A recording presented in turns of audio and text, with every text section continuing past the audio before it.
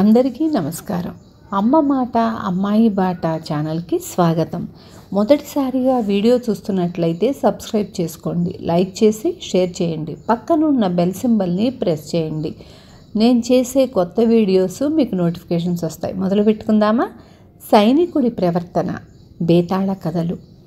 పట్టుదల వదలని విక్రమార్కుడు చెట్టు వద్దకు తిరిగి వెళ్ళి చెట్టుపై నుంచి శవాన్ని దించి భుజాన వేసుకొని ఎప్పటిలాగే మౌనంగా శ్మశానం కేసి నడవసాగాడు. అప్పుడు శవంలోని బేతాళుడు, రాజా, నువ్వు ఈ విధంగా శ్రమపడుతున్నది ఎవరైనా మిత్రుడి కోసం అయితే మిత్రుల ఔదార్యం నమ్మదగినది కాదని తెలుసుకో.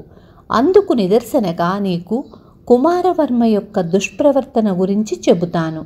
శ్రమ తెలియకుండా విను అంటూ ఇలా చెప్పసాగాడు.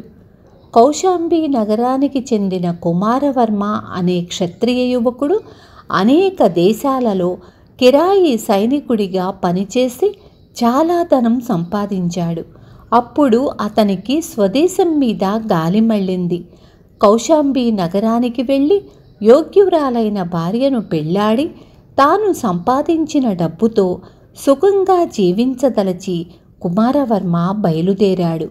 దారిలో కుమారవర్మకు ధనగుప్తుడు అనే వర్తకుడు కలిశాడు. ధనగుప్తుడిది కూడా కౌశాంబియే. అతను సుప్రసిద్ధుడైన వర్తకుడు, కోటీశ్వరుడు. ధనగుప్తుడి వెంట అతని కుమారుడు నందగుప్తుడు కూడా ఉన్నాడు. నందగుప్తుడు తన తండ్రి వెంట దేశాలు తిరిగి వర్తక సరళి నేర్చుకోవటం అదే మొదటిసారి. కొడుకును చాలా తిప్పి ఉండటం చేత ధనగుప్తుడు తనకు ఇంకా తిరగాలని ఉన్న కొడుకు కోసం కౌశాంబికి తిరిగిపోదామనుకుంటూ ఉండగా కుమారవర్మ తటస్థపడ్డాడు. కుమారవర్మ ఆరితేరిన యోధుడు. అతను కూడా కౌశాంబికే పోతున్నాడు. అందుచేత ధనగుప్తుడు తన కొడుకును కుమారవర్మకు అప్పజెప్పి తాను మరికొన్ని దేశాలలో వర్తకం చేసేందుకు బయలుదేరుతూ కొడుకుకు కొంత ధనం ఇచ్చాడు. కుమారవర్మతో పాటు నందగుప్తుడు కౌశాంబికి బయలుదేరాడు. మధ్యదారిలో వారికి ఒక నగరం తగిలింది. ఆ ప్రాంతంలో వజ్రాల గనులు ఉండటం చేత అక్కడ వజ్రాలు చౌక. అక్కడ వజ్రాలు కొని కౌశాంబిలో మంచి ధరకు అమ్మవచ్చుననుకొని నందగుప్తుడు కుమారవర్మను వెంటబెట్టుకొని వజ్రాల వర్తకుల వద్దకు వెళ్ళి వజ్రాలు బేరం చేశాడు. నందగుప్తుడికి తండ్రి ఇచ్చిన డబ్బుతో 4 వజ్రాలు మాత్రమే కొనడానికి వీలు అయ్యింది. మా తండ్రి వద్ద నుంచి ఇంకా ఎక్కువగా డబ్బు తీసుకొని ఉంటే ఇంకా ఎక్కువగా వజ్రాలు కొని మరింత లాభం పొంది ఉందును కదా అన్నాడు నందగుప్తుడు బాధగా. నీకు కావాలంటే నా దగ్గర డబ్బుంది. దారిలో నాకు అది ఎలాగూ ఉపయోగపడదు. దానితో వచ్చినన్ని వజ్రాలు కొనుక్కొని కౌశాంబి వెళ్ళినాక వాటిని అమ్మి నా డబ్బు నాకు ఇచ్చేయవచ్చు అన్నాడు కుమారవర్మ ఉదారంగా. కుమారవర్మ వద్ద ఉన్న డబ్బు అరువు తీసుకొని దానితో నందగుప్తుడు మరి 4 వజ్రాలు కొనుక్కున్నాడు. వాళ్ళు ముందుకు సాగారు. కౌశాంబికి ఇంకా ఒక్కరోజు ప్రయాణం ఉందనగా వాళ్ళు ఒక అడవి ప్రవేశించారు. అనుకున్న ప్రకారం చీకటి పడే లోపుగా వారు అడవి దాటలేకపోయారు. ఆ రాత్రి వాళ్ళు అడవిలోనే గడపవలసిన పరిస్థితి వచ్చింది. నందగుప్తుడికి పెద్ద భయం పట్టుకుంది. ఆ అడవి దొంగలకు ప్రసిద్ధి. తన వద్ద 8 వజ్రాలున్నాయి. దొంగలు వాటిని దోచుకుంటే తన డబ్బు పోవటం మాట అటుంచి తాను కుమారవర్మకు నిష్కారణంగా బాకీ చెల్లించవలసి వస్తుంది. కుమారవర్మ వద్ద కత్తి ఉంది. కానీ అతను తనను దొంగల బారి నుండి కాపాడడానికి అతని ప్రాణం అడ్డు వేస్తాడని ఏమిటి? అతని డబ్బుతో తాను వజ్రాలు కొని ఉండటం చేత అతని దగ్గర దొంగలు దోచుకునేటందుకైనా ఏమీ లేదు. కుమారవర్మకు తాను బాకీ పడకుండా చూసుకోవటం కన్నా నందగుప్తుడికి మరో దారి కనిపించలేదు. అతని వజ్రాలు అతనికి ఇస్తే వాటి కోసమైనా అతను దొంగలతో పోరాడవచ్చు. ఆ విధంగా తాను కూడా లాభం పొందవచ్చు.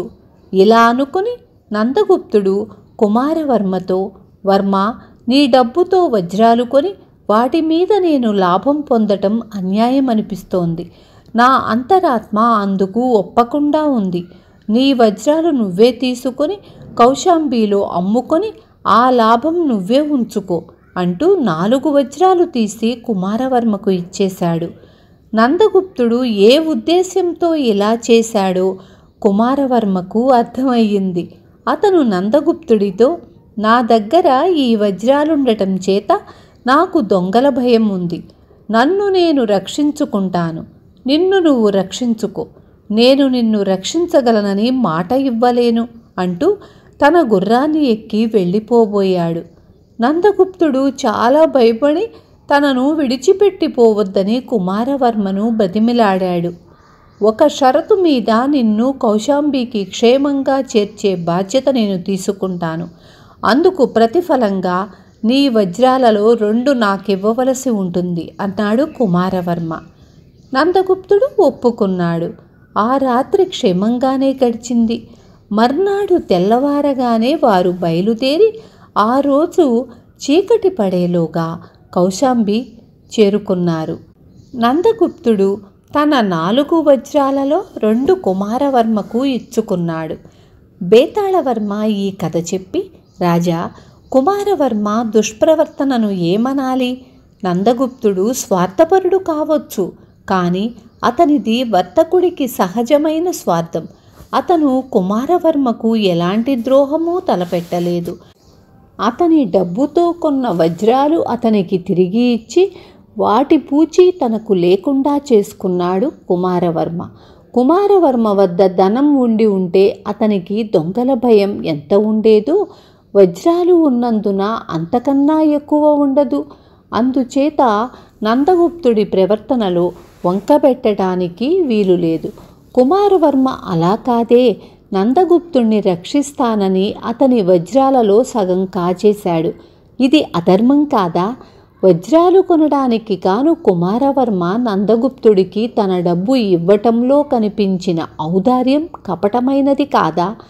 ఈ సందేహానికి సమాధానం తెలిసి కూడా చెప్పలేకపోయావో నీ తల పగులుతుంది అన్నాడు. దానికి విక్రమార్కుడు, ఇందులో నందగుప్తుణ్ణి కానీ కుమారవర్మను కానీ మెచ్చుకునేటందుకు తప్పు పట్టడానికి ఏమీ లేదు. ఎవరి వృత్తి ధర్మం వారు అనుసరించారు. కుమారవర్మ తన డబ్బు నందగుప్తుడికి ఇవ్వటంలో ఔదార్యం ఏమీ లేదు. తక్కువ ధరలో కొని ఎక్కువ ధరకు అమ్మటం కుమారవర్మ వృత్తి ధర్మం కాదు. కౌశాంబి చేరినదాకా తనకు తన డబ్బుతో పని లేదని అతను చెప్పనే చెప్పాడు. కుమారవర్మ వద్ద డబ్బు తీసుకున్న నందగుప్తుడు అతనికి వజ్రాల రూపంలో తిరిగి ఇచ్చి లాభం చేసుకోమనటం సబబు కాదు. అతను అలాంటి పని చెయ్యదలిస్తే నందగుప్తుడి వెనక తానే 4 వజ్రాలు కొనుక్కునేవాడు. నందగుప్తుడి ప్రవర్తన కుమారవర్మకు చికాకు కలిగించింది. అతను నందగుప్తుడిని క్షేమంగా ఇంటికి చేర్చటానికి ప్రతిఫలం అడిగితే అది అతని వృత్తి ధర్మమే కాని మరోటి కాదు. అతను సంపాదించిన డబ్బంతా అలాగే సంపాదించాడు. కుమారవర్మ తనను రక్షించగలిగి కూడా రక్షించడనుకోవటంలో కూడా నందగుప్తుడు తన సంకుచిత బుద్ధి బయటపెట్టాడు. అతని వృత్తి నుంచే అలాంటి సంకుచిత బుద్ధి ఏర్పడింది. స్వార్థం చూసుకోకుండా ఎవ్వరూ ఇతరులకు సాయపడరన్నది వర్తకుడి దృక్పథం అన్నాడు. రాజుకు ఈ విధంగా మౌనభంగం కలగగానే బేతాళుడు శవంతో సహా మాయమై తిరిగి చెట్టెక్కాడు. విన్నారు కదా. రేపు మళ్ళీ ఇంకొక మంచి కథతో మీ ముందుకొస్తాను.